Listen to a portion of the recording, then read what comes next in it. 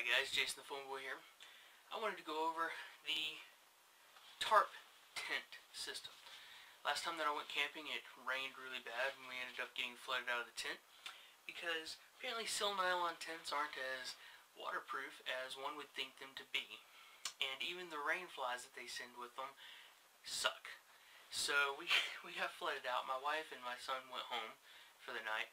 I ended up staying the night with the rest of the family, the extended family, and I ended up playing around with my military poncho tarp until I come up with something that worked for that night.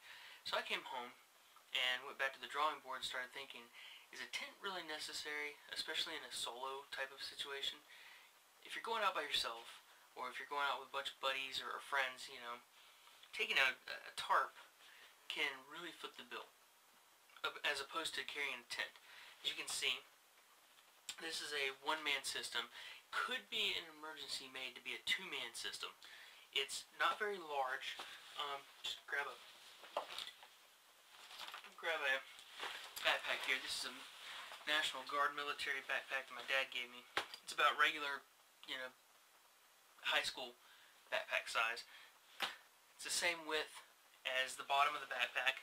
So it's not a very large system to carry. It's, I don't know, I'd say about 6 pounds or so. Just off hand, I'd say about 6 pounds. So it's not extremely heavy, and it's not very large and wide. So it would fit really well on a regular day pack hike that you're going out later in the evening and you might get stuck for the night. You don't know. You don't know what's going to happen in the future, so obviously you should prepare for the worst so you can survive like the best. It's one of my favorite sayings. So I'm going to jump in here. I'm going to do this as quick as I can to just show you the components, because tomorrow, if the weather works and cooperates, I'm going to go out and start building some of these shelters and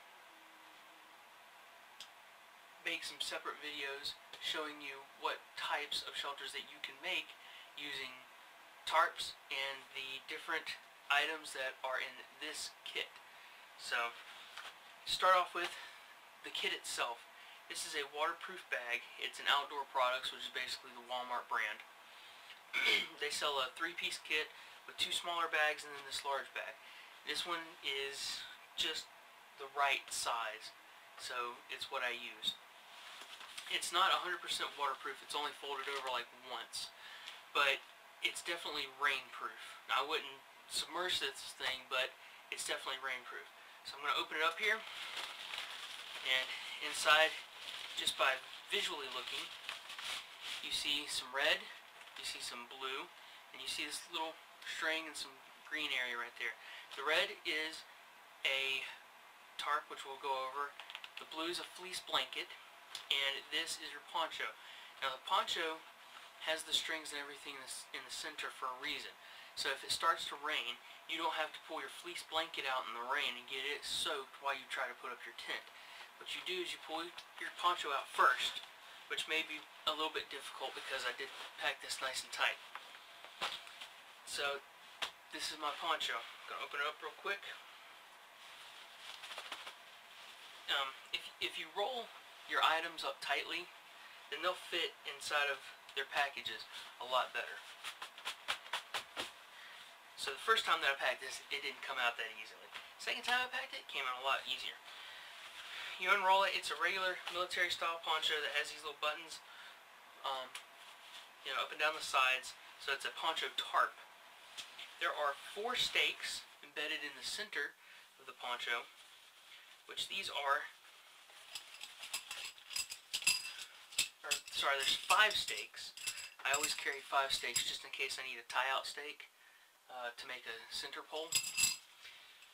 These are Coghlan brand. I replaced the cordage on them with something a little bit heavier duty. They're basically the MSR groundhog stakes, but a lot cheaper. For a set of 4, they're anywhere from $2 to $4. So you get a pretty good deal on these stakes. Like I said, I always carry 5, just in case I need to make a stakeout pole, because there may not be a tree around, or I need to stake out an extra portion of the tent, which I'll show you on some of those tarps tomorrow. Moving on, we're going to now pull the tarp out. But before we open the tarp, on the bottom side, we have this little mesh bag. In this little mesh bag, there is a mosquito net. This is 4 foot by 6 feet. It's not very large, but it's effective. And for the shelter systems that I'm going to be showing you, this will cover the opening well enough to keep mosquitoes out of your tent. I also have a hammock inside this bag. I believe it is Fox brand, F-O-X brand. It's nothing fancy, it's just something to keep me off the ground in case a monsoon happens. Here in the state of Florida, sometimes when it rains, it pours. And if that happens, I don't want to be on the ground. Many of my shelters are ground shelters. So, I will show you a couple of shelters that are off the ground using a hammock. And they obviously don't have the same kind of coverage because, well, you can't do a whole lot when you're off the ground. But this keeps you from getting soaked in a situation where it may get really ugly really quick. Now we're going to move on to our tarp. The tarp is manufactured by a company called Grabber. Got it off of Amazon. It is an emergency blanket and a tarp. These are extremely heavy-duty emergency blankets. They are tarps, but most of the time they are sold as what's called a all-weather emergency blanket. But they're tarps with a Mylar aluminum inside. So it's really good for reflecting heat, and it's a very heavy-duty rain fly as well. You can use this as a tarp. You can use it as a backup to another tent system. This is the main shelter piece, and then you're going to use your poncho as a backup covering to your shelter. So this is your main piece. It is 5 foot by 7 feet. Really wish that they would make these larger, but your average size for these, for whatever reason, is 5 foot by 7. I would love to see this in a 6 by 8 or in an 8 by 10 so that you could do some other cool things than just having, an emergency blanket. I'd like to have an actual tarp that has Mylar in it. And then you have just an average fleece blanket. These are small and they're cheap. I mean, you can get them for $5. So they're small, they're lightweight, they're cheap, and they're warm. Now, here in Florida, we don't get freezing temperatures very often. So this will foot the bill in most nights. Even in summer nights, these are very comfortable in the heat, they're very comfortable in the cold. So they're very well rounded for such a thing. Most of the shelters that I'm going to be building are kind of bivvy in style, so you're already going to be covered 3/4 of the way around your body most of the time, and this will be, kind of a final step to keep you covered. These typically come in a 4 foot by 5 foot size, but you can get them a little bit larger. This is a 4 foot by 5 foot. I'm going to keep my eye open for something that's a little bit larger, like a 4 foot by 6 feet or 4 foot by 7 feet. Something just larger to reach from head to toe instead of from upper torso to toe. So they're lightweight and they fit in the kit very well. The last piece of the kit is my cordage. I have 2 bundles of 20 feet cordage.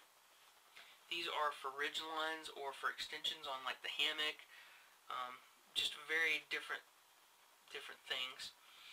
And then you have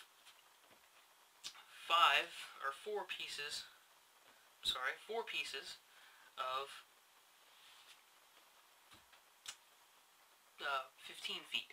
So you have 100 feet. You've got 20 feet of ridge line, and then you have 60 feet of stakeout rope.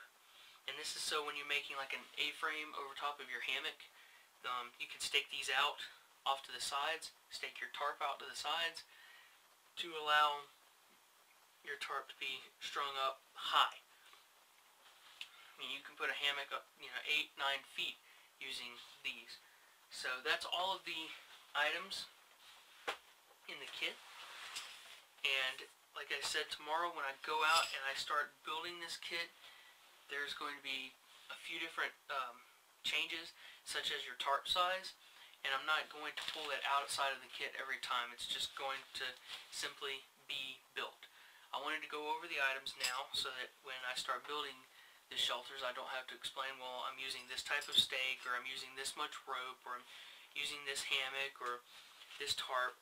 I'm basically going to build the tarp, explain pros and cons to the shelter, and tell you what items are being used, because I'm not going to use the hammock every time. I'm not going to use my cordage every time. I will always use the stakes, I will always use the poncho, I will always use the tarp, and the mosquito netting. Some things I may use, some things I might not. Or some things I may use, some things I will always use. So tomorrow I'm going to show you how to use these items for various different types of shelters. And I'm not going to make every type of shelter that you can make using these. With just the poncho tarp alone, you can make well over 25, 30 shelters. So I'm not going to go over all of them. I'm going to go over some of, in my opinion, some of the ones that are the best shelters that you can make out of these. Many of them are types that I have worked on myself and have created myself over various trial and error. And some of them I've gotten some ideas off of other people and just ran with it and tweaked them to fit a better purpose. But in any case, I'm just giving you guys some more tools to put in your toolbox so that you can think outside of the box. Because you have to think outside of the box in order to stay outside of the box. I'm Jason the Phone Boy, and I'm out.